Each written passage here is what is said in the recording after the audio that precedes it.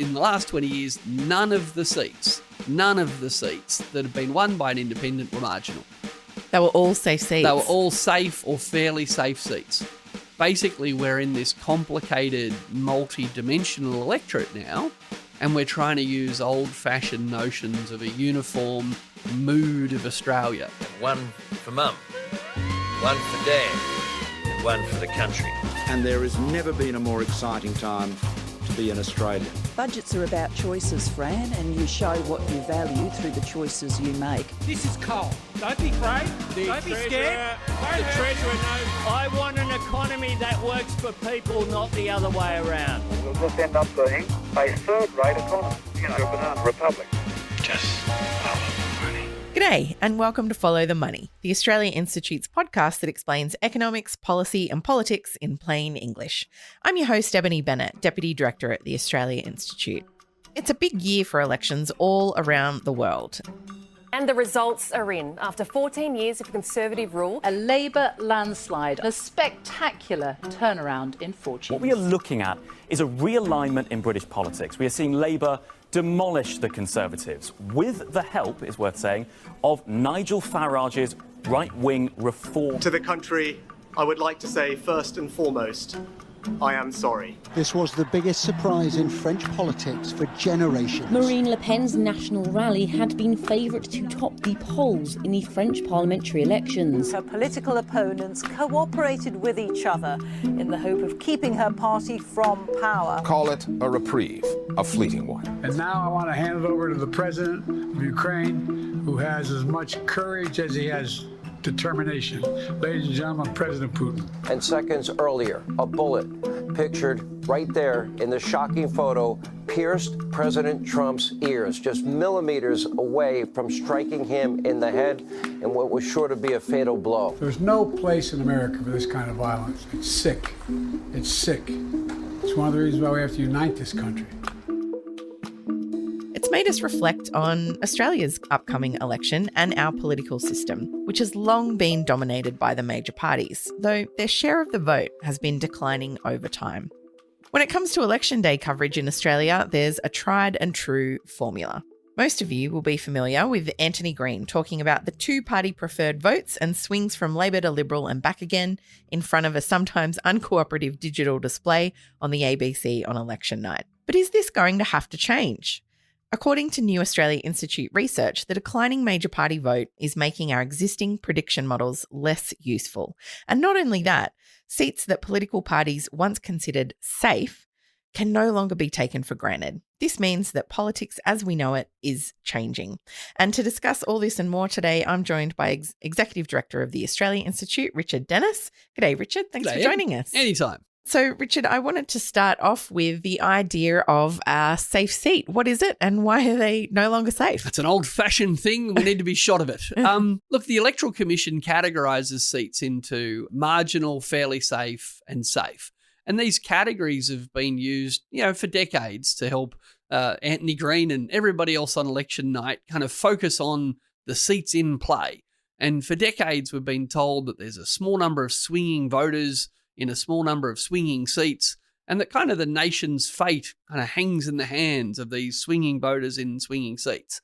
And that's led to all sorts of language and metaphors and tools like the electoral pendulum, which, ranks all the seats from safest Liberal to safest Labor, with the marginal ones at the bottom of the pendulum. And apparently if the pendulum swings just a little bit, so we talk about the nationwide swing, and the little swing in the pendulum sees all these marginal seats tumble.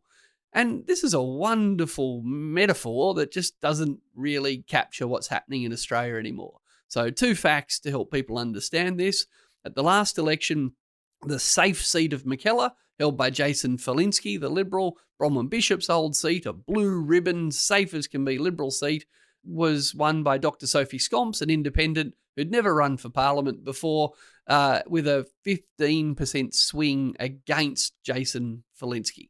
15% swing against him. Not small. Not small. And his safe seat, not safe. Yeah. And while that was the extreme example at the last election, basically what our research shows in the last 20 years, none of the seats none of the seats that have been won by an independent were marginal. They were all safe seats. They were all safe or fairly safe seats. So not a single marginal seat was taken by an independent off a major party. So the marginal seats are these seats where the two major parties do their battle. Think World War I trench warfare. Everyone's lined up with the trenches and the barbed wire and the artillery, and the independents kind of swoop in from the flanks and actually kind of, win quite different battles. So fact number one, every seat won by an independent, none of them were in marginal seats. And that pendulum I was talking about before only predicted 22% of the seats that changed hands at the last election. 78% of the seats that changed hands at the last election, more than 3/4 of the seats that changed hands at the last election, weren't the seats that the uniform pendulum swinging said should have fallen. 3/4 of them were not predicted by the pendulum. Yeah, right. So it's a tool that's kind of outlived its usefulness because of the changes in the way voting patterns are happening. Exactly. So you've got Greens winning seats off Labor and Liberal at the same election. You've got independents winning seats off Labor and Liberal at the same election. Don't forget Di Lee won a safe Labor seat. I think there was an 18% swing away from the Labor candidate, Christina Keneally. So basically we're in this complicated, multi-dimensional electorate now where different constituencies, different demographics, different states are voting really quite differently. And we're trying to use old-fashioned notions of a uniform mood of Australia. The mood, the national swing. At the last election, there was a big swing to Labor in Western Australia. I think an 8% swing to Labor, and there was a 6% swing away from Labor in Tasmania. So talking about the average swing, bit meaningless. Absolutely. Well, not only is it meaningless, it's a distraction from reality. And until we can come to terms with that, Anthony Green's going to spend a lot of time on election night saying, the computer's not working. It's not the computer. The computer's fine. It's the model that we've built that no longer really captures what's happening in the electorate. We're an hour into counting, Anthony, so what's the state of play? Well, the state of play is we're not getting a clear picture at the moment. What I meant by that was the poll this morning was 53% two-party preferred. That is a 4.5% swing. If that was the national picture reflected in every electorate, you'd be seeing it now, and you're not seeing it now. Josh Frydenberg looks like he's in deep trouble in Kooyong. And Peter Dutton isn't. They brought in people from Labor and the Greens, people who donated $250,000 to get up were involved, and they all came together for one objective, which is to take Goldstein out of the Liberal hand. I mean, it's not just Goldstein that's in the targets here. There's a range of teal seats. On the whole, they're being contested by professional women against sitting male members of the coalition. Now, the broader question is, why are these seats vulnerable? What we have achieved here is extraordinary. Safe Liberal seat, two-term incumbent, independent. These are dramatic changes in our politics happening before our eyes. I think the Fowler community is saying, look, we're going to have our own voice. We're going to stand up. We're going to speak up for ourselves. The LNP will lose, cannot win any of those three seats. Labor may lose Griffith, and there's a chance there could be three Greens in the centre of Brisbane. Simon, I mean, that's just extraordinary for the coalition to lose seats to the Greens. Well, it's saying a couple of things there. Our vote's down and Labor's vote's down too. There are 11 members of the crossbench, most of whom support action on climate change. If Labor falls short and it wants to form government, it can talk to the Greens or it can talk to the crossbench. Well, everybody always says that they're not for negotiation, but I think nobody actually believes that, Lee. So we have seen this shift away from the major parties towards minor parties and independents, and that seems to show no signs of stopping.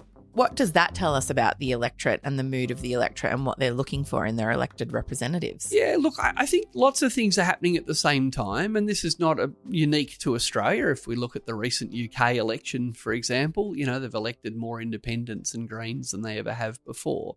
But I think a lot of this is driven by the fact that our societies have become far more unequal. The gap between those with the least and those with the most is much greater. The things that young people renting are worried about and the things that rich people trying to minimize tax in retirement are worried about are radically different. You've got issues like climate change, which for some voters are a clear moral and physical and economic priority.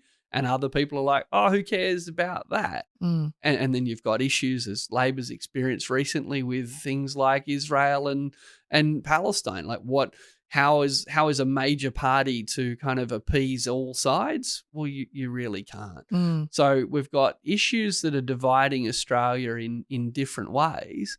And also, I think this is hard to see, but almost no one's watching television news at night time anymore. Almost no one's reading newspapers anymore.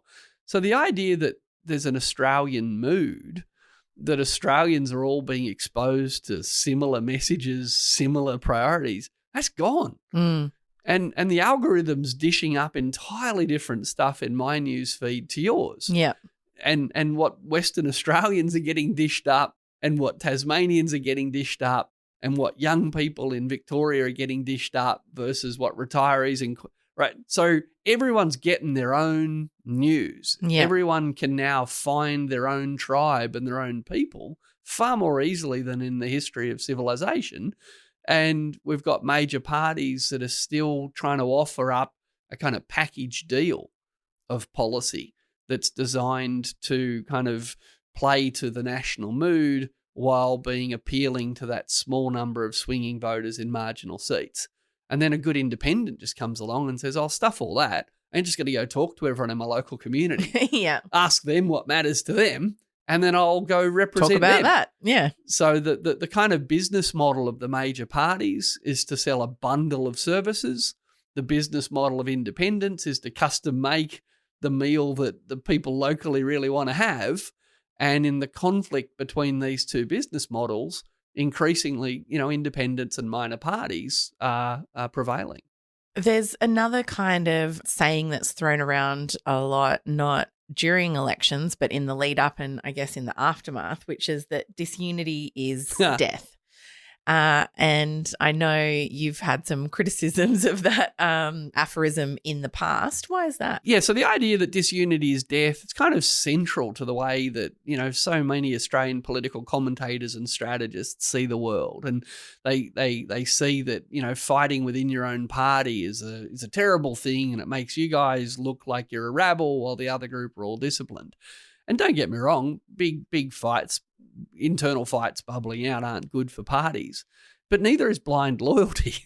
And what we saw in the 2019 election was Scott Morrison pull off the miraculous win. Like, the polls did not expect it. How did Scott Morrison pull off the miraculous win in 2019? He put all of his effort and all of his attention into a small number of marginal seats, and it worked.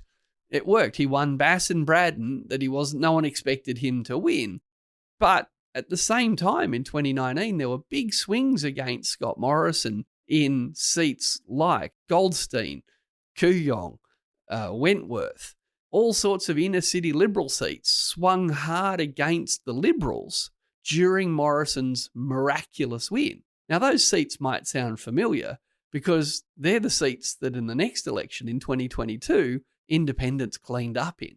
So the sort of the Liberal Party's complete unyielding discipline to Scott Morrison's determination to ignore climate change, to not worry about corruption, and to keep introducing policies, pre-selecting candidates and talking as if he didn't really think there was a problem with the way women were being treated in Australia.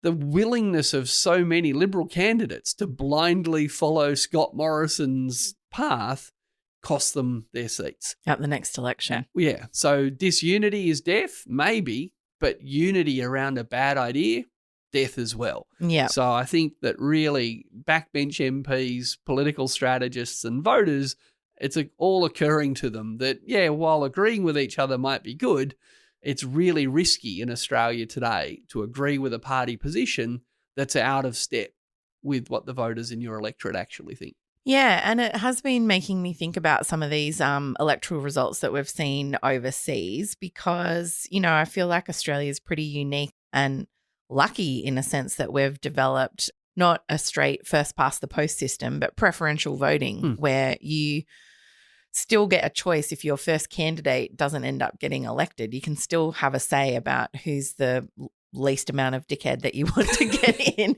if you think everyone else is kind of rubbish. That's not necessarily what we've seen happen overseas. I think the UK still has first past the post and Labor's absolutely romped at home with something like 30% of the vote or something. Yeah.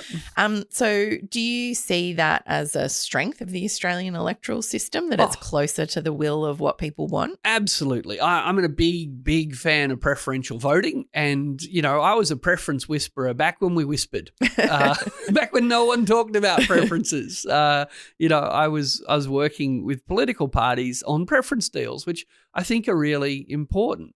So to be clear, let's start with what preferential voting means. It means if there's 4 people on the ballot, you go 1, 2, 3, 4 on the ballot. And if your first choice doesn't get elected, your ballot paper gets transferred at full value to the person you put a number 2 next to. So if you don't get your first choice, you get your second choice. It's like if I sent you out and said, Eb, can you get me a hamburger? If there's no hamburgers, can you get me a pizza? And if there's no pizza, can you get me some fish and chips? All right. What I'm saying is, here's the order in which I'd like things, but I don't want to be hungry. Yeah. If there's no hamburger, I still want you to get me something, and I've told you what my second and third preferences are. That's what the Australian voting system allows, and I think it's very good for democracy, because what happens in the US, for example, with their presidential elections, you've got a Republican and a Democrat running. This time you've got an independent in the form of Robert F. Kennedy. Robert F. Kennedy. And the people who vote for Robert F. Kennedy might really think he's the guy for them. But if he doesn't get elected, there's no second preference. So if Robert F. Kennedy got 10% of the vote and took that 10% from the Democrats, then that would be a catastrophe for the Democrat candidate. Or if he took 10% from the Republicans and that came from the Republicans, that would be a catastrophe for the Republicans. So American voters have to think really hard about, can I express my first preference for this independent candidate? Do I want to do that?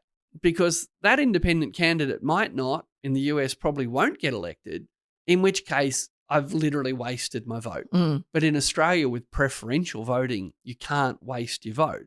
And to give you an extreme example of how important this can be, when Al Gore was running against George W. Bush, there was an independent called Ralph Nader running. And George Bush you remember all the hanging chads. It was a very, very close election. The count in Florida was very close. And far more people voted for Ralph Nader than the gap between George Bush and Al Gore. And nearly everybody would agree that most Nader voters would have preferred Al Gore to George Bush. But they didn't get to express their preference. They just voted for Nader. And by not voting for Gore, they got Bush.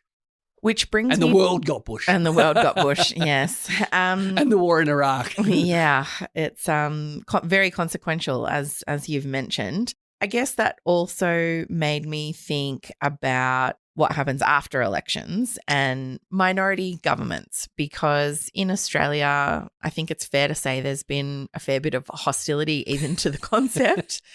And that comes not only from the major parties, but oftentimes from the media as well. And there's this idea that they kind of equal chaos, more or less. That's kind of partly why we see the major parties adhere so strongly to this idea of unity and you've always got to be in the tent kind of thing.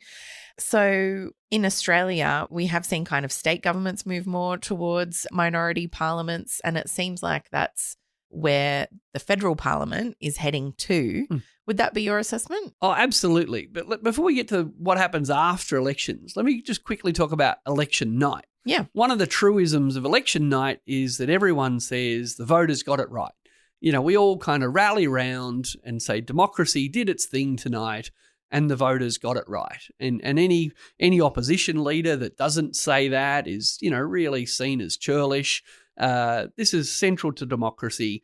Voters get it right, except if they vote for independence, in which case they've got it wrong. Yeah. Like so much political commentary on the night is, oh, look at this. What are they doing? They're creating chaos. No, they're expressing their preferences. They're going into a ballot box and they're voting for the people they want. So, yeah, the sort of delegitimization of Australian voters who vote for minor parties or independents starts on election night. Everything about, the ABC and everyone else's kind of pendulum and everything else is there's only two major choices and then there's some minor trivial ones. Yeah. And if the minor ones aren't minor enough, they create chaos. And there's this concept that a government comes in with a mandate and everyone just needs to fall in behind it. Mandate. Thou shalt do exactly what I said, even though, in Australia now maybe a third of Australians have voted for the party that forms government. Yeah. But apparently that's a mandate for 100%. To be clear, the word mandate's not mentioned in the Constitution. So, I think Parliament kind of sorts that out quicker than the media. So on election night, we kind of get this. The voters get it right, except if they don't vote for a major party, in which case they've been misled and created chaos. And then, yes, the narrative of if you don't elect a majority of candidates from one party in the lower house, you'll have a hung parliament. There'll be a coalition of chaos, all this stuff. And, frankly, it's bizarre and I'd say absurd. So let me give you a couple of examples. We're sitting here today in Canberra, in the People's Republic of the ACT, where there's been a Labor Green minority government for around 15 years. It's chaos.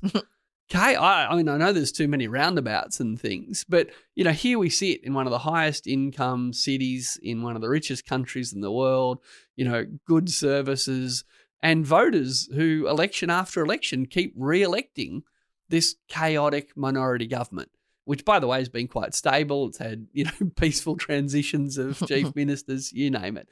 New South Wales, the largest state in Australia, has currently got a minority government in the lower house. No one cares. Yeah. It's fine. And, of course, when the Gillard government was in a minority government with the Greens, it was complete chaos. They created a carbon price. They passed the NDIS, had a royal commission into child sexual abuse in religious institutions, and passed more legislation than virtually any parliament. I think any parliament. Right, there you go. Chaos. Yeah. Chaos, I tell you. So this narrative of chaos, there's a reason behind it, but it's got nothing to do with the fact that parliaments can't work. It's the fact that they work differently. There's power sharing. And the negotiation that takes place between the major parties and independents and minor parties is on full display. We see it. We see the compromises being made. Now, of course, if the Liberals and Nationals are in government, they're having their party room meetings. They're stitching up weird compromises. The Nationals got $20 billion for dams we don't need as the price of letting Scott Morrison commit to net zero. Yeah. That's chaos. But it happened behind closed doors. Whereas when the government of the day has to share power and negotiate, then that's far more visible. And I'd argue the price is lower and more sensible. And that also makes me think people don't think of the coalition. I mean, it's in the title. It's a coalition.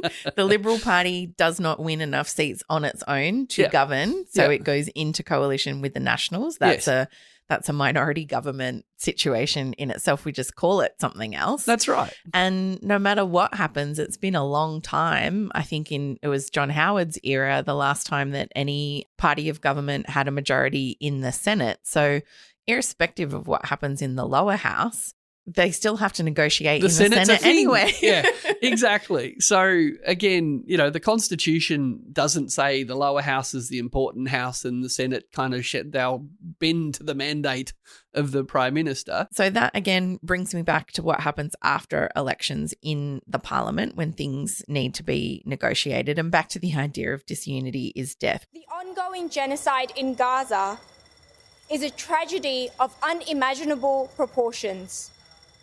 It is a crisis that pierces the heart and soul, calling us to action with a sense of urgency and moral clarity. With a heavy heart but a clear conscience, I announce my resignation from the Australian Labor Party.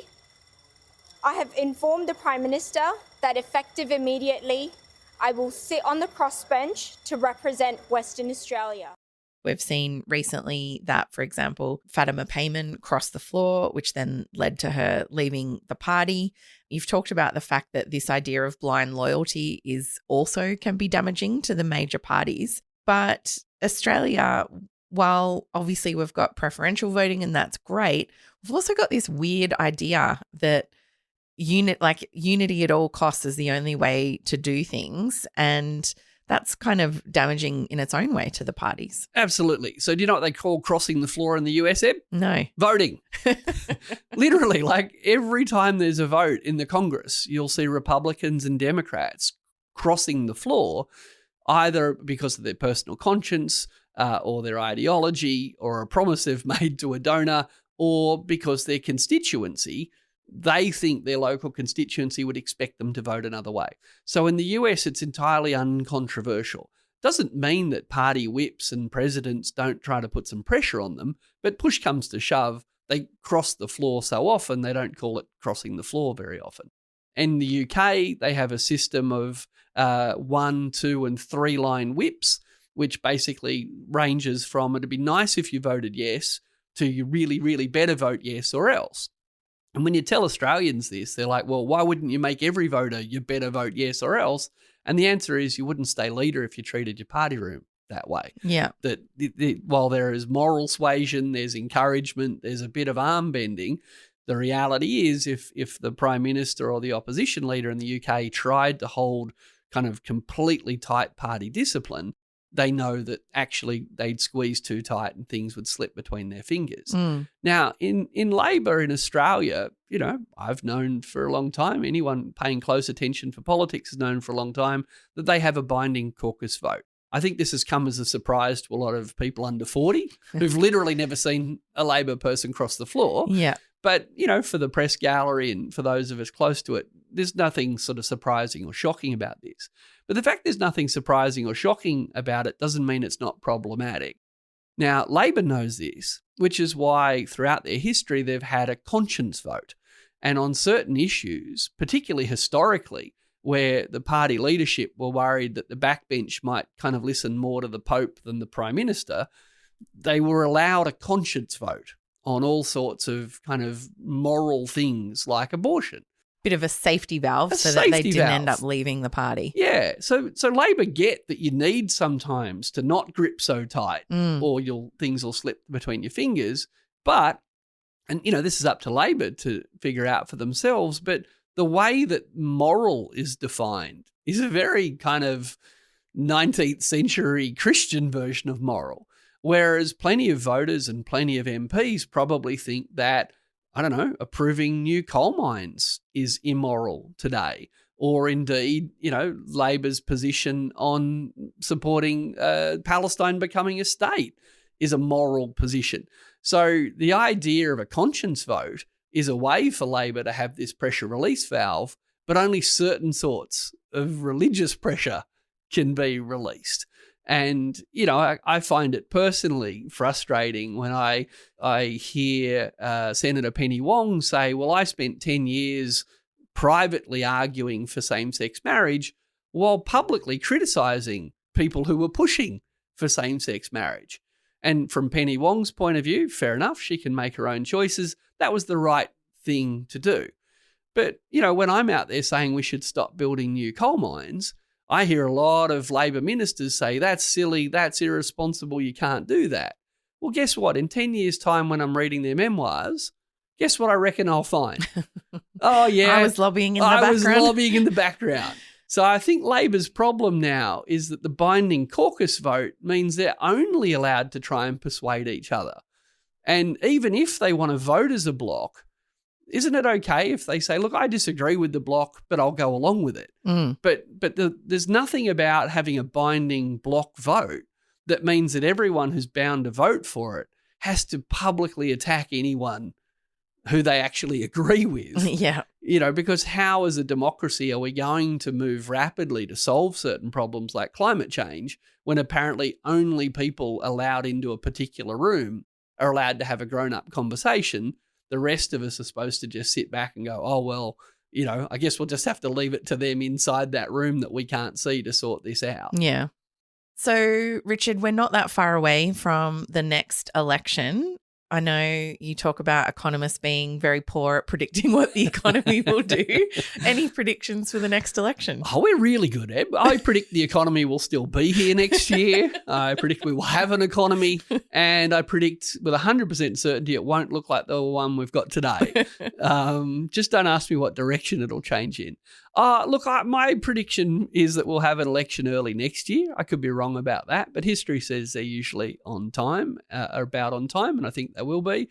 And look, I think the most likely arrangement after the next election will be a minority government or a power-sharing parliament. The term minority government's used to diminish it.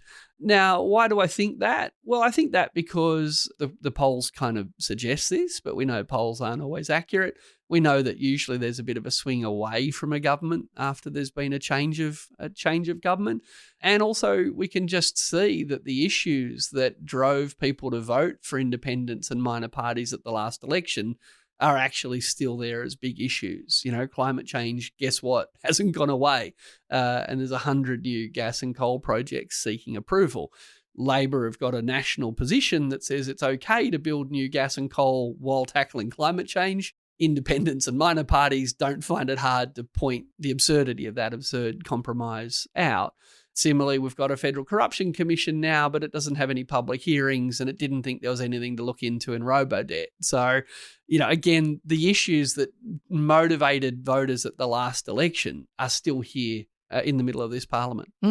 Well, thanks very much for joining us today, Richard. Thanks, Eb. We would love to hear your thoughts on the show today, and you can reach out to us via email at podcasts@australiainstitute.org.au or find us on Twitter at the Oz Institute with an AUS. And if you're in Australia in the next month, Nobel Prize winning economist Professor Joseph Stiglitz will tour Australia in July and August as a guest of the Australia Institute. That's as part of our 30th anniversary celebrations this year. He'll be visiting Sydney, Hobart, Melbourne, Canberra and Perth, and tickets are selling fast. So head on over to our website at australiainstitute.org.au to book your tickets now. Our theme music is by Jonathan McFeet from Pulse and Thrum, with additional music from Blue Dot Sessions. I'm Ebony Bennett. Thanks for listening.